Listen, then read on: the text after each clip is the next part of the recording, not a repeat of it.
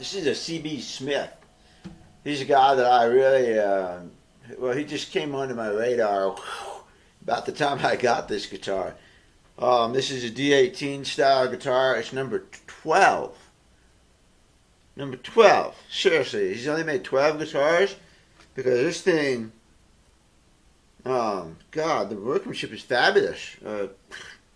I can't believe this is only 12. You know, it's really good. It's got a big, chunky, very 1937 D-18 influenced neck. It's got a little bit more V than like the Martin 37 Authentic, but it's fatter. It's bigger than a GE. I measured it. I calipered it.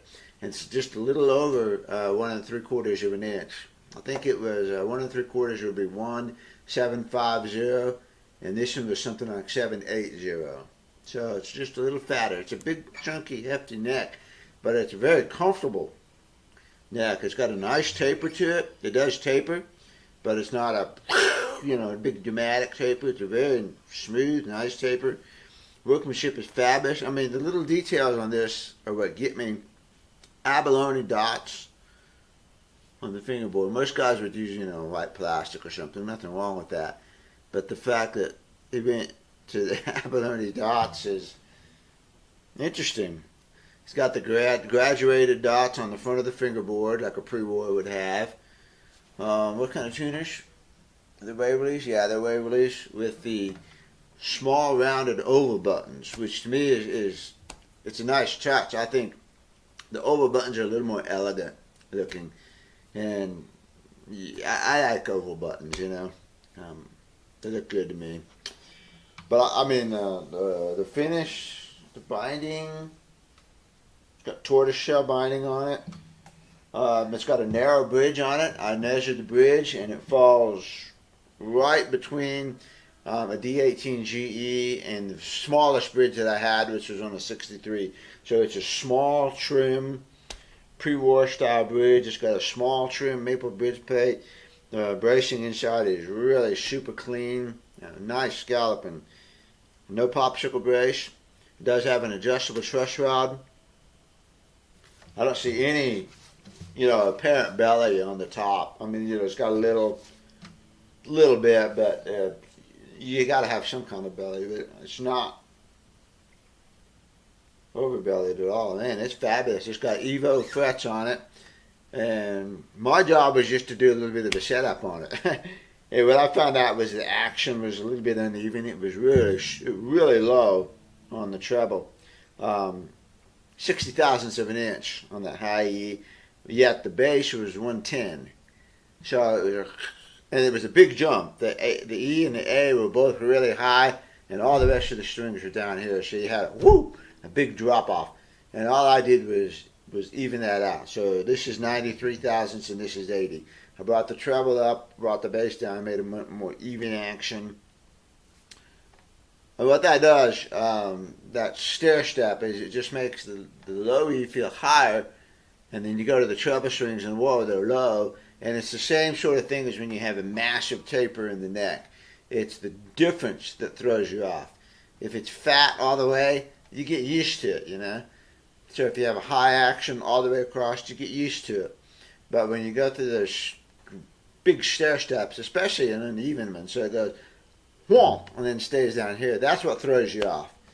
And so a neck taper, it's not even a gradual taper that throws me off. It's the, that fast, hard taper at a certain point in the neck. That's all I did to this guitar. Was I made a new saddle for it, set it up, and I touched up the ends of the frets a little bit.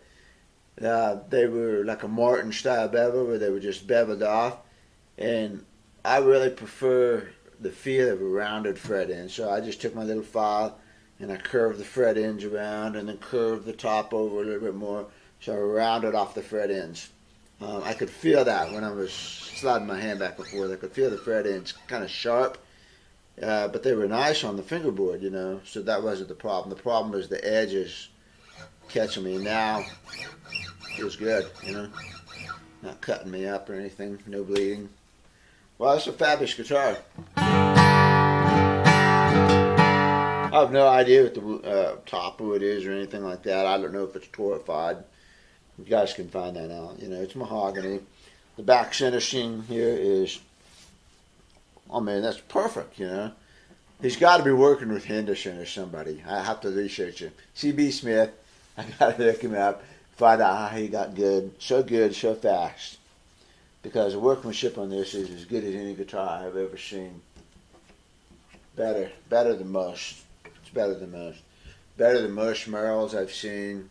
Most early ones, at least. You know, the new stuff is all good, but the older ones, everybody has teething problems. Not this one.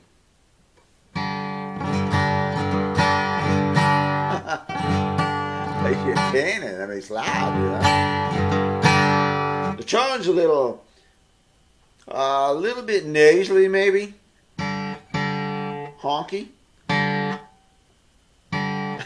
I don't know. But I'm not complaining. I'm just saying it's not I wouldn't call it a lush tone. It's got some bite to it, which is, you know, you want.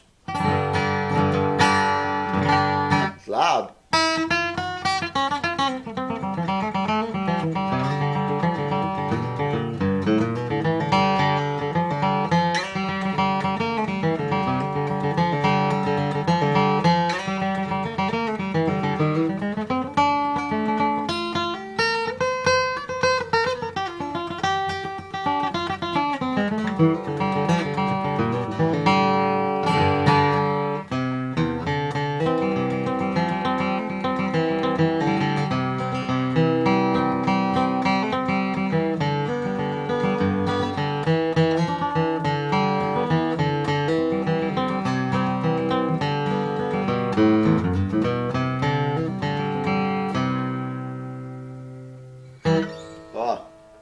C.B. Smith.